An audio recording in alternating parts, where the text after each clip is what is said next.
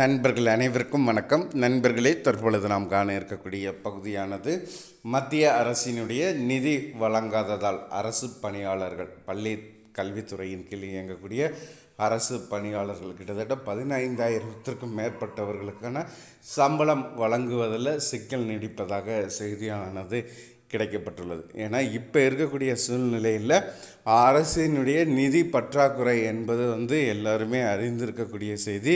So இந்த நிதி பற்றாக்குறையோட மத்திய அரசு வழங்கக்கூடிய நிதியும் கிடைக்கப்பெறாத காரணத்தினால உங்களுக்கு எஸ்எஸ்ஏ திட்டத்தின் கீழ் இயங்கக்கூடிய ஐஏஎஸ் அதிகாரிகள் உட்பட 15,000த்திற்கும் மேற்பட்டவர்களுக்கான சேலரி வழங்குவதில் ஏற்படக்கூடிய சிக்கலை குறித்து செய்திகள் பரவிக்கொண்டு இருப்பது ஆசிரியர்கள் மத்தியில் ஒரு பெரிய பரபரப்பை ஏற்படுத்தியிருக்கு.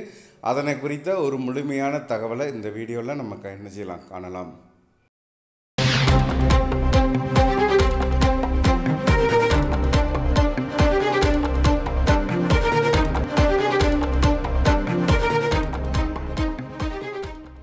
தற்போது வரை மத்திய அரசு நிதி வழங்காததால் எஸ்எஸ்ஏ திட்டத்தில் பணியாற்றக்கூடிய ஐஏஎஸ் அதிகாரி உட்பட 15,000 அரசு ஊழியர்களுக்கு சம்பளம் வழங்கப்படவில்லை என்ற ஒரு அதிர்ச்சியான செய்தி வெளியாகியிருக்கிறது.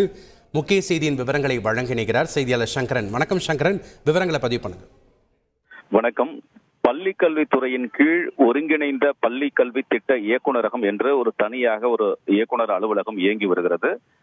RTIAS என்ற அதிகாரியின் கீழ் இந்த துறை இயங்கி வரக்கூடிய நிலையில் மத்திய அரசு வழங்கக்கூடிய நிதி மூலமாக பல்வேறு திட்டங்கள் செயல்படுத்தப்படுகின்றன. குறிப்பாக ஆசிரியர்களுக்கும் ஆசிரியர் அல்லாத பணியாளர்கள் என்று சுமார் 15,000 பேருக்கு ஒவ்வொரு மாதமும் மத்திய அரசு விடுவிக்கக்கூடிய அந்த நிதியில் இருந்துதான் சம்பளம் வழங்கப்பட்டு வருகின்றன.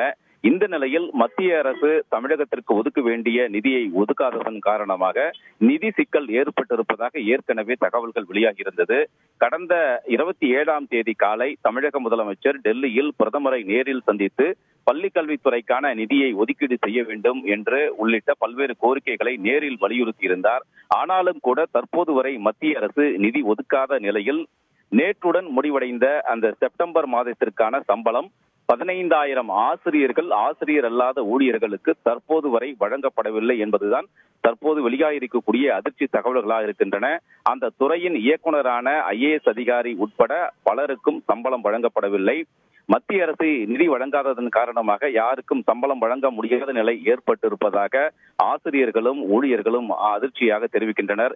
இந்த பிரச்சனையை தீர்ப்பதற்கு தமிழக அரசு போர்க்கால அடிப்படையில் ஒரு சிறப்பு நிதி ஒதுக்கினால் மட்டுமே சம்பளம் வழங்க முடியும் என்றும் சுமார் 25 கோடி ரூபாய்க்கும் அதிகமாக சம்பளம் வழங்க வேண்டி இருப்பதாகவும் தகவல்களை தெரிவிக்கிறார்கள்.